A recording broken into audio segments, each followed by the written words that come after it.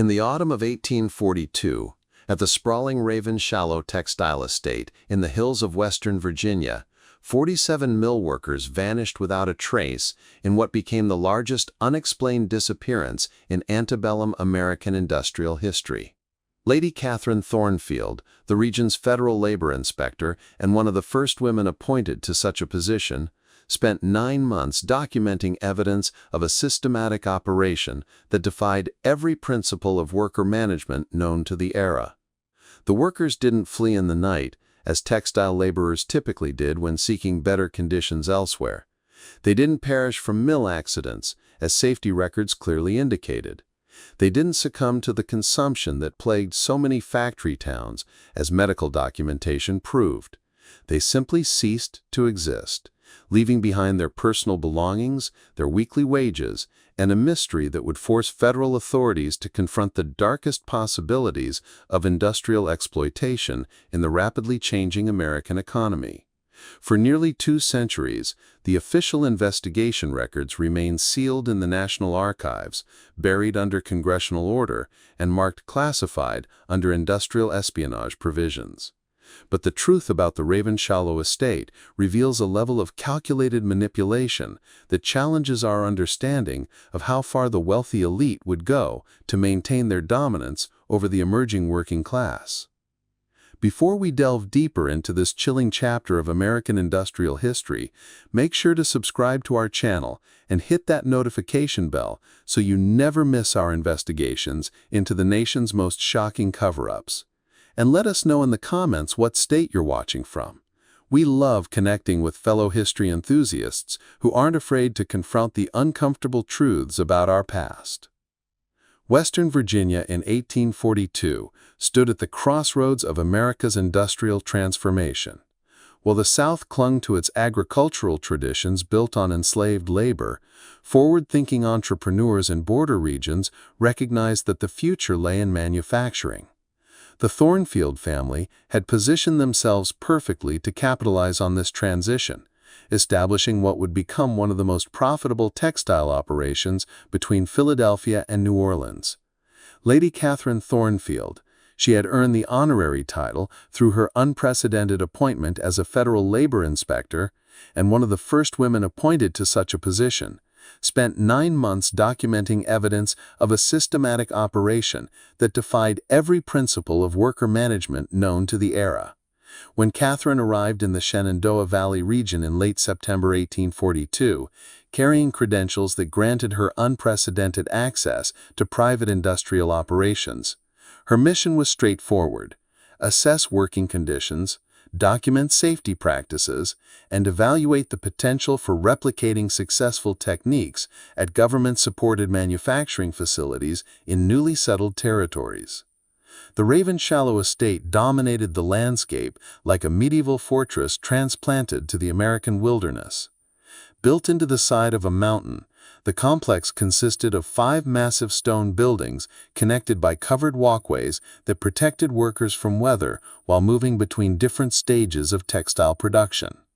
Water diverted from the rushing Shenandoah River powered enormous mill wheels that drove the looms and spinning equipment around the clock. Beatrice Ravenshollow, the estate's owner and operator, greeted Catherine with a mixture of courtesy and barely concealed irritation. A woman in her 40s with prematurely silver hair and striking violet eyes, Beatrice had inherited the estate from her father and expanded it into one of Virginia's most successful industrial operations. She made no effort to hide her opinion that government inspection represented unnecessary interference with private enterprise. "I trust your visit will be brief, Miss Thornfield," Beatrice said during their initial meeting, deliberately avoiding Catherine's official title. "We operate an efficient facility here, and I have little patience for bureaucratic complications that serve no useful purpose." Catherine had dealt with hostile subjects before, and recognized that Beatrice's defensiveness might indicate legitimate concerns about working conditions. What surprised her was the contrast between Beatrice's obvious intelligence and business acumen and her apparent nervousness about outside scrutiny. I'm simply here to document best practices that might be valuable for other operations, Catherine replied diplomatically. Your reputation for innovation and worker productivity has reached Washington. We're hoping to learn from your success. The compliment seemed to ease Beatrice's hostility slightly, but Catherine noticed that the estate owner remained tense throughout their conversation, frequently glancing toward the mill buildings as if concerned about what might be happening in her absence. Catherine's initial observations of the Ravenshollow estate confirmed its reputation for remarkable efficiency. The textile operation ran with precision that exceeded anything she had encountered during inspections of established New England mills. Workers moved between tasks with choreographed timing. Machinery operated at optimal speeds without the typical breakdowns that plagued industrial facilities. And production output remained consistently high despite the physical demands of 12-hour shifts. The estate employed what Beatrice claimed were 312 workers across 3 shifts that kept the mills running continuously. The workforce consisted of local families who lived in company housing, seasonal workers who arrived for peak production periods, and skilled craftsmen brought in from established textile centers to maintain and operate specialized equipment. Catherine's background in mathematics and logistics made her naturally attentive to workforce efficiency metrics. During her first week at Ravenshollow, she conducted systematic counts of workers entering and leaving the mill buildings at shift changes. Her tallies consistently showed fewer people than the employment records indicated. But when she mentioned this discrepancy to Beatrice, she received explanations that seemed logical on the surface. Our workers often rotate between different buildings depending on production requirements, Beatrice explained. The total employment figure represents our full capacity, but daily assignments vary based on orders and equipment maintenance schedules. Some workers may be assigned to our satellite operations in the valley, while others handle off-site tasks like raw material transportation and finished goods delivery. The explanation was reasonable, and Catherine initially accepted it as evidence of sophisticated labor management. But her systematic nature compelled her to maintain detailed records of her observations, and patterns began to emerge that troubled her analytical mind. Workers at Ravenshollow displayed unusual behavioral characteristics that Catherine had not observed at other facilities. They arrived at their assigned tasks exactly on schedule, worked with sustained focus throughout their shifts, and completed assignments with efficiency that seemed to exceed normal human capability. Most remarkably, they showed none of the typical signs of fatigue, frustration, or social interaction that characterized industrial workforces elsewhere. The dedication of our workers reflects the superior conditions we provide, Beatrice explained when Catherine inquired about the unusual workplace atmosphere. We offer fair wages, comfortable housing, and comprehensive medical care. When people are treated well, they respond with loyalty and productivity. Catherine had toured worker housing facilities at other industrial operations and found them typically overcrowded and poorly maintained. The Ravenshollow worker housing consisted of neat rows of stone cottages, each equipped with fireplaces, glass windows, and private gardens.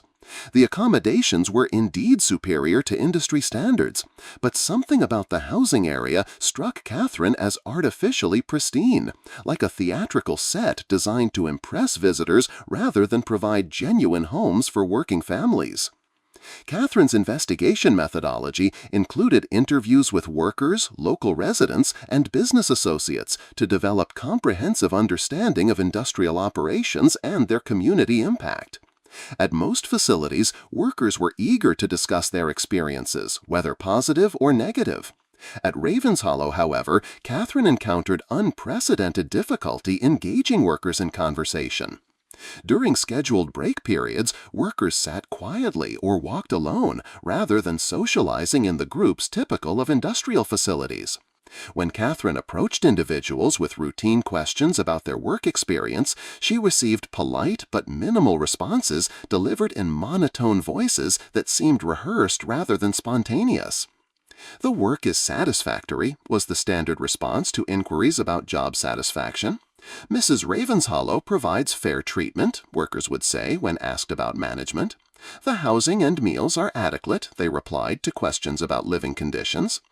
The uniformity of responses suggested either extraordinary satisfaction with working conditions or careful coaching about appropriate answers to give visiting officials.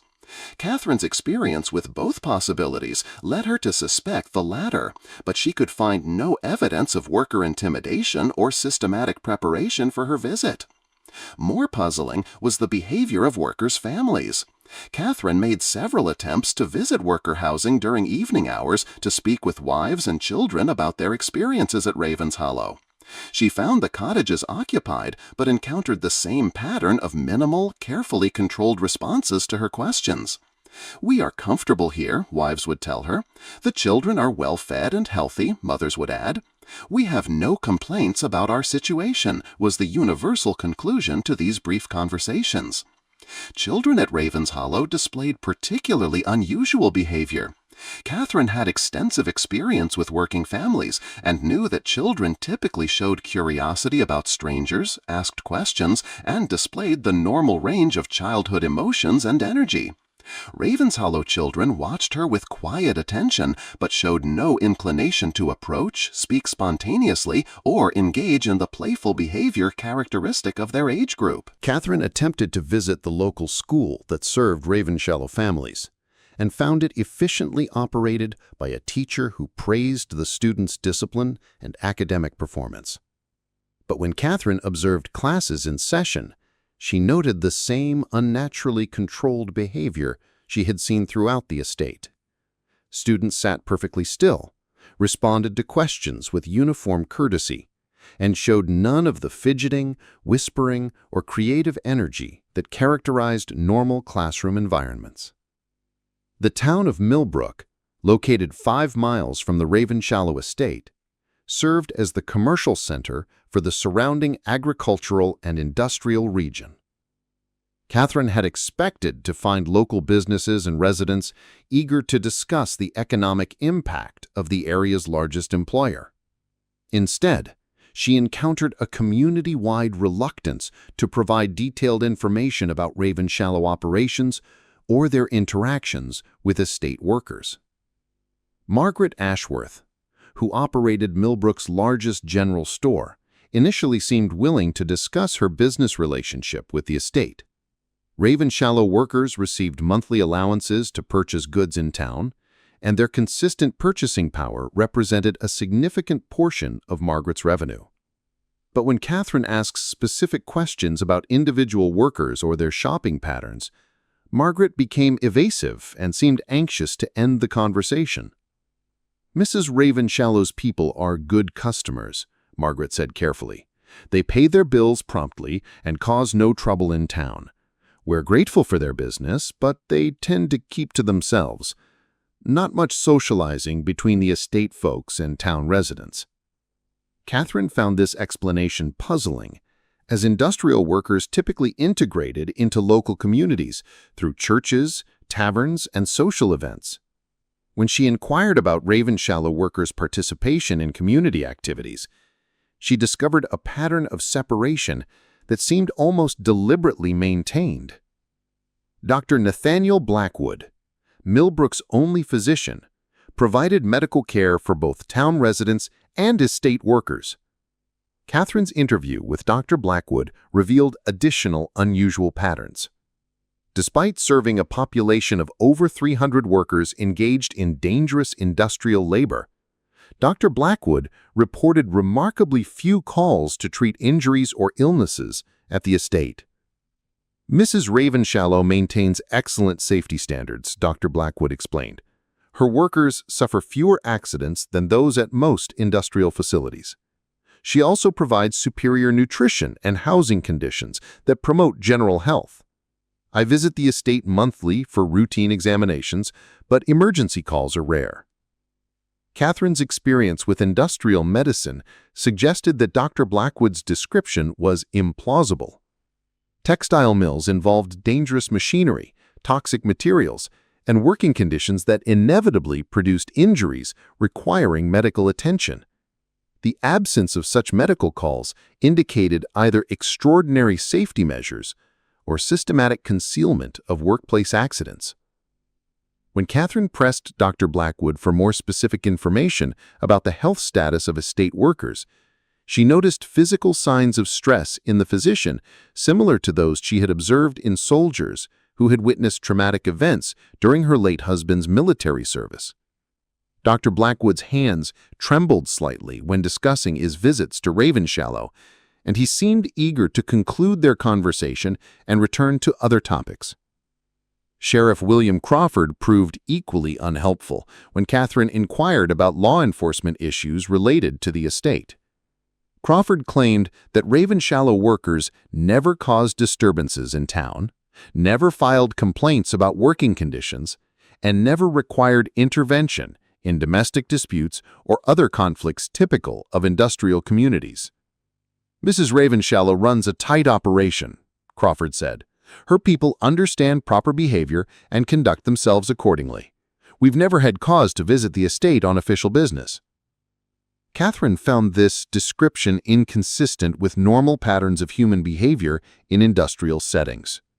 Workers living in close quarters, under stressful conditions, inevitably experienced conflicts that required outside intervention. The complete absence of such incidents suggested either remarkable social harmony or systematic suppression of information about problems at the estate. Catherine's analysis of Ravenshallow's financial records revealed another layer of mystery that challenged basic economic principles. The estate claimed to employ 312 workers at wages consistent with industry standards, yet production output exceeded what should have been possible with that workforce size. Even accounting for superior equipment and efficient organization, the numbers didn't align with Catherine's understanding of textile manufacturing economics. Beatrice Ravenshollow provided access to employment records, payroll documentation, and production figures that appeared to support her claims about workforce size and productivity. But Catherine's mathematical training enabled her to identify inconsistencies that suggested the records had been carefully prepared to withstand casual scrutiny while concealing more complex underlying realities. The estate's raw material consumption patterns provided additional evidence of discrepancies between official records and actual operations. Cotton purchases, dye supplies, and other manufacturing inputs corresponded to production levels that would require a larger workforce than Catherine's daily counts indicated. Either the estate was somehow achieving impossible efficiency ratios, or the true workforce size was being concealed through sophisticated record manipulation. Catherine's investigation of the estate's financial relationships revealed that Ravenshollow maintained exclusive contracts with suppliers and customers that seemed unusually favorable. Textile buyers in New York and Philadelphia paid premium prices for Ravenshollow products, while raw material suppliers provided goods at costs below market rates. These arrangements suggested influence or leverage that extended far beyond normal business relationships. When Catherine attempted to contact Ravenshollow's business associates to verify the nature of these arrangements, she encountered the same pattern of evasiveness and reluctance to provide detailed information that characterized her interactions with local residents. Suppliers claimed that their relationship with the estate involved proprietary techniques that couldn't be discussed with outside parties. Customers insisted that their purchasing decisions were based solely on product quality and delivery reliability. Catherine's training in systematic analysis compelled her to document every anomaly she observed at Ravenshollow, regardless of how insignificant individual incidents might seem. By the end of her first month at the estate, she had accumulated evidence of patterns that violated basic principles of industrial management, human behavior, and economic logic. Her preliminary report to Washington included carefully worded observations about workforce efficiency, community relations, and business practices that raised questions without making specific accusations. Catherine understood that her position as the first woman federal inspector made her vulnerable to criticism if she appeared to be making unfounded claims or allowing emotional responses to influence her professional judgment.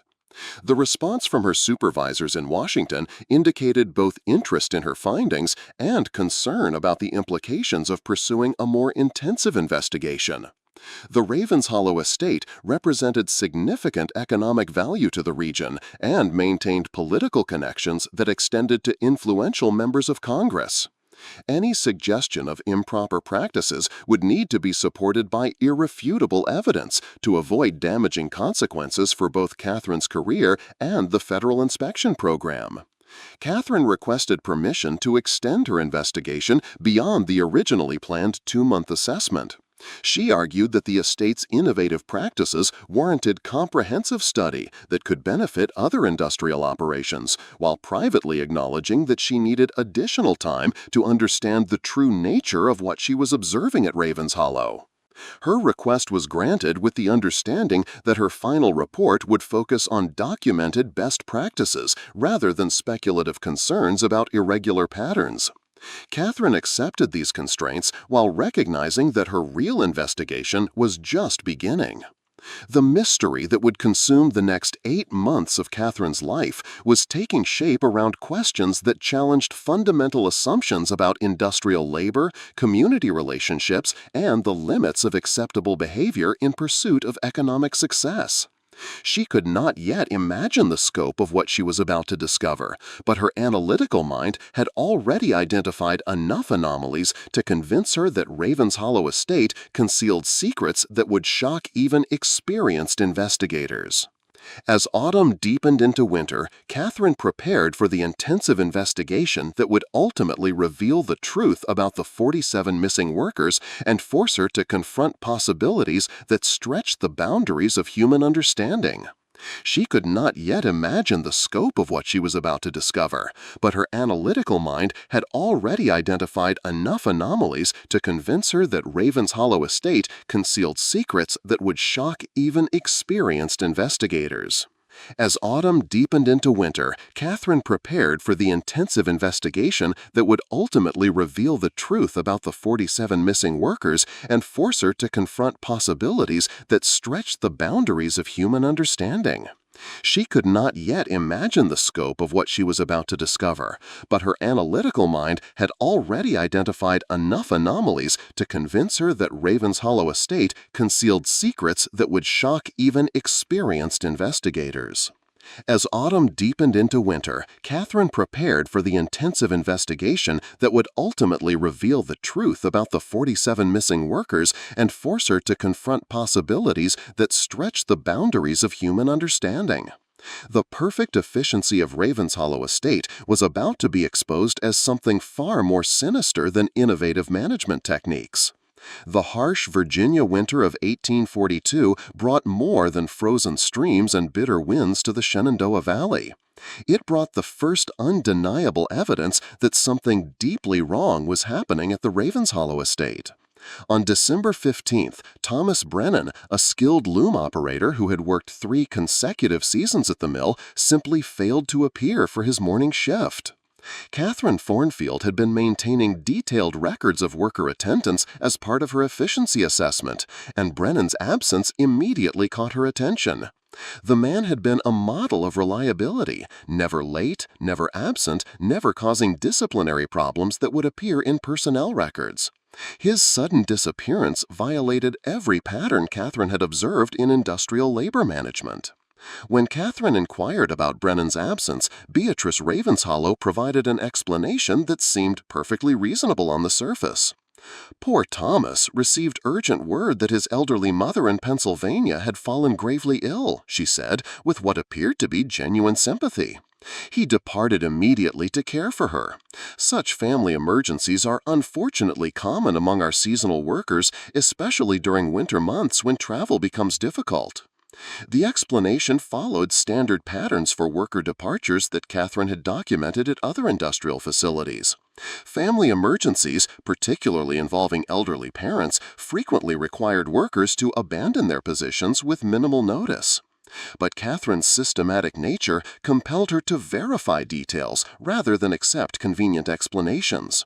She requested to examine Brennan's departure documentation, travel arrangements, forwarding address, or official notification of family emergency.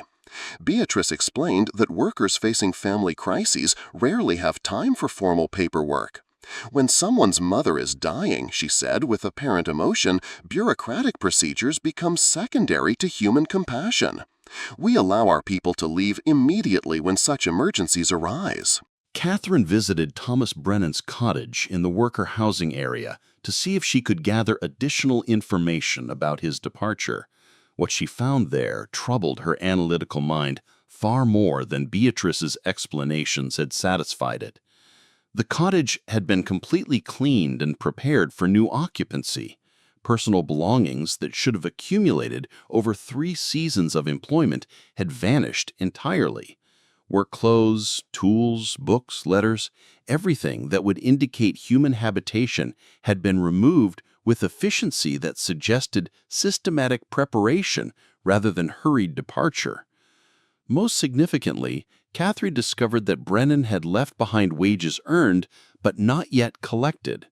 The estate's payroll records showed that he was owed nearly 3 weeks' pay at the time of his departure. No worker facing a genuine family emergency would abandon earned wages unless circumstances were truly desperate, and desperate circumstances would have left evidence of hasty packing or forgotten items. Catherine's examination of the cottage revealed one overlooked detail that contradicted the emergency departure narrative. On the writing desk, she found a partially completed letter addressed to Brennan's sister in Maryland. The letter was dated December 12th, 3 days before his supposed emergency departure, and contained no mention of family illness or plans to leave Ravenshollow. Instead, the letter described Brennan's satisfaction with his current position and his intention to remain at the estate through the following harvest season. "The work here continues to suit me well," he had written. "Mrs. Ravenshollow maintains fair conditions and reliable pay.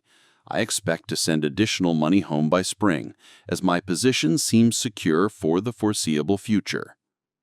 The contradiction between the letter's content and the emergency departure story raised questions that Catherine couldn't ignore. Either Brennan had concealed family problems from his sister, or the explanation for his disappearance was fabricated to conceal different circumstances. Catherine's investigation of Brennan's background revealed additional discrepancies.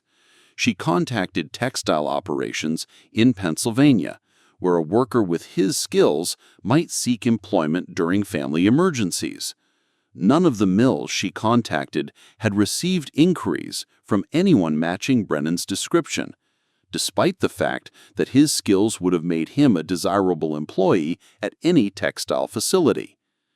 Over the following weeks, Catherine documented 5 additional disappearances that followed the same disturbing pattern. Mary Sullivan, a weaver known for her skill with complex patterns, vanished on December 22nd, supposedly returning to Boston to care for sick relatives. James Morrison, a maintenance worker who understood the estate's machinery better than anyone except the head engineer, disappeared on January 3rd, with claims that he had received a better offer from a mill in Richmond. Each disappearance involved workers who had been at Ravenshollow for multiple seasons and had established themselves as valuable employees. None had exhibited signs of dissatisfaction with their working conditions or expressed intentions to seek employment elsewhere. All had left behind personal possessions and earned wages that suggested departure had not been planned or voluntary. Most troubling was the speed with which their living quarters were cleaned and reassigned. In every case, Catherine found that cottages had been stripped of personal belongings and prepared for new occupants within hours of the workers' supposed departure. The efficiency suggested advanced preparation rather than responsive cleaning after unexpected departures. Catherine's attempts to trace the missing workers through contacts in surrounding communities yielded no evidence that any of them had arrived at other employment locations. Letters of inquiry to textile operations throughout Virginia, Pennsylvania, and Maryland produced consistent responses. No workers matching the missing individuals' descriptions had sought employment at their facilities. The pattern violated basic principles of labor economics. Skilled textile workers were in high demand throughout the region, and workers of the caliber that were disappearing from Ravenshollow would have found immediate employment elsewhere. Their complete absence from regional labor markets suggested that they were not seeking alternative employment through normal channels. More disturbing was the behavior of remaining workers when Catherine inquired about their missing colleagues. Rather than expressing concern or curiosity about friends and co-workers who had vanished, their surviving workers displayed the same emotionless responses that had characterized all her interactions with estate personnel. Thomas found better opportunity elsewhere, workers would tell her when asked about Thomas Brennan. Mary returned to care for family, they would explain regarding Mary Sullivan. The responses were delivered in the same monotone voices that characterized all communication with estate employees, as if the workers were reciting prepared statements rather than expressing genuine thoughts about people they had known personally. Catherine had observed workplace relationships at numerous industrial facilities, and she knew that workers typically formed bonds with colleagues that produced emotional responses when separations occurred. The complete absence of such reactions at Ravenshollow suggested either extraordinary emotional detachment or systematic conditioning to avoid discussing departures. By early February 1843, Catherine had documented the disappearance of 17 workers whose absence could not be explained by normal labor turnover patterns. The estate's employment records continued to show full staffing levels, with new workers supposedly arriving to replace those who had departed. But Catherine's daily counts revealed a workforce that had shrunk by nearly 20% since her arrival. The mathematical impossibility of the situation became more apparent as Catherine analyzed production records alongside workforce data. The estate maintained output levels that should have required the full complement of 312 workers, despite operating with significantly fewer people. Either the remaining workers had achieved impossible productivity increases, or production figures were being manipulated to conceal the impact of the missing workforce. Catherine's engineering background enabled her to calculate theoretical production limits based on equipment capacity, raw material consumption, and documented work processes. Even allowing for exceptional efficiency, the output levels claimed by Ravenshollow exceeded what should have been possible with the reduced workforce she was observing. The discrepancies suggested systematic falsification of records designed to conceal the true scope of workforce reduction. But the purpose of such deception remained unclear. If workers were genuinely departing for legitimate reasons, there would be no need to manipulate production figures or maintain false employment records. Catherine began paying closer attention to new workers who supposedly arrived to replace departed employees.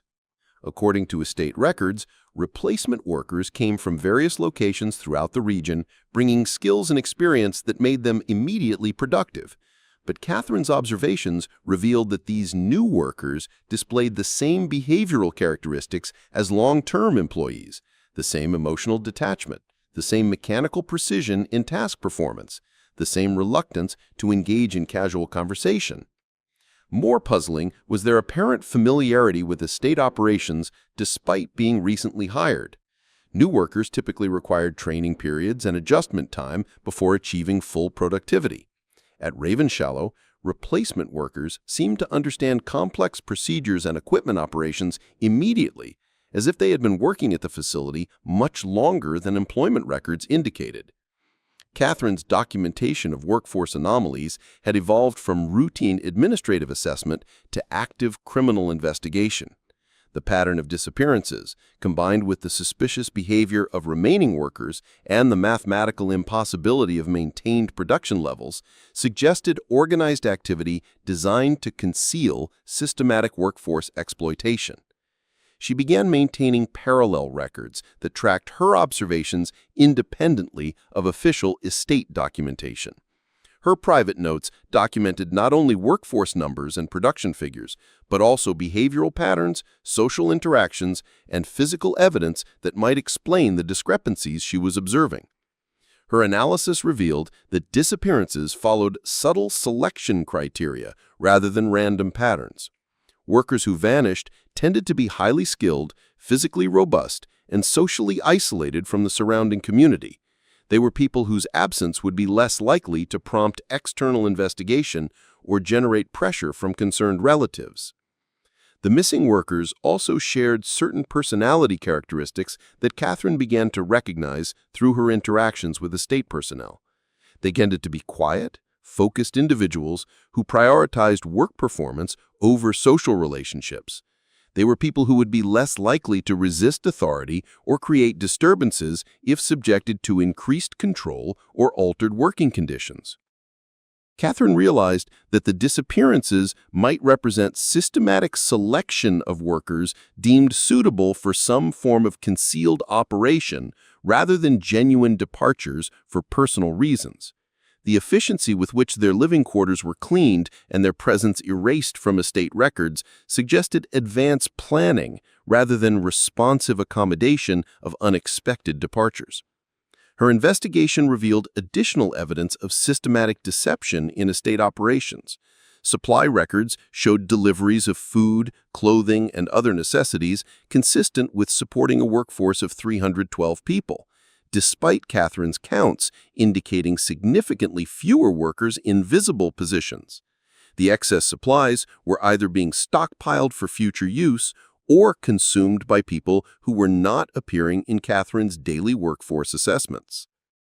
Catherine's expanded investigation revealed that the pattern of silence and evasiveness she had encountered among local residents extended far beyond simple reluctance to discuss estate business. The community appeared to be actively collaborating in concealing information about Ravenshollow operations and the fate of missing workers. Her systematic interviews with Millbrook residents revealed that many people had noticed the same workforce discrepancies that troubled Catherine, but had chosen to avoid asking questions or seeking explanations. The economic importance of the estate to the regional economy created strong incentives to ignore irregularities rather than risk disrupting profitable relationships.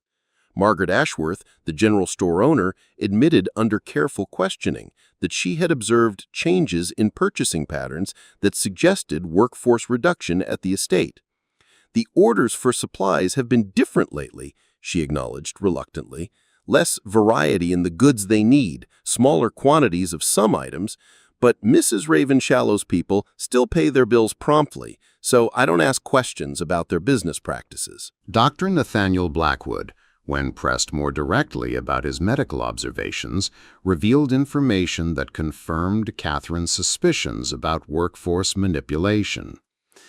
"I've noticed that I see fewer different faces during my monthly visits to the estate," he admitted, "but Mrs. Ravenshollow explains that worker turnover has been higher than usual due to family circumstances and job opportunities elsewhere. She says the remaining workers are more experienced and require less medical attention." The doctor's admission contradicted his earlier claims about excellent health conditions at the estate. If workforce reduction was due to normal turnover, medical needs should have remained proportional to the total number of people employed. The decrease in medical calls suggested either that fewer people were present at the estate or that medical problems were being concealed from outside observation. Sheriff William Crawford's responses to Catherine's more direct questioning revealed the extent of official complicity in ignoring irregularities at Ravenshollow. "We don't investigate employment matters unless there are formal complaints," he said defensively. If workers choose to leave their jobs for personal reasons, that's their business. Mrs. Ravenshollow runs a legitimate operation that benefits the whole community. But Catherine's legal training enabled her to recognize the sheriff's evasiveness as evidence of willful blindness rather than ignorance. Crawford was avoiding investigation of potential crimes rather than simply maintaining neutrality in employment disputes. Catherine's breakthrough in understanding the true nature of Ravenshollow operations came through systematic exploration of the estate's physical infrastructure. The textile mills were housed in massive stone buildings connected by covered walkways, but Catherine's architectural assessment revealed spaces that served no apparent industrial purpose. Her examination of the estate's power systems provided access to areas not typically seen by visitors or casual observers. The water-powered machinery that drove the textile operations required extensive tunnel systems for maintenance and water management.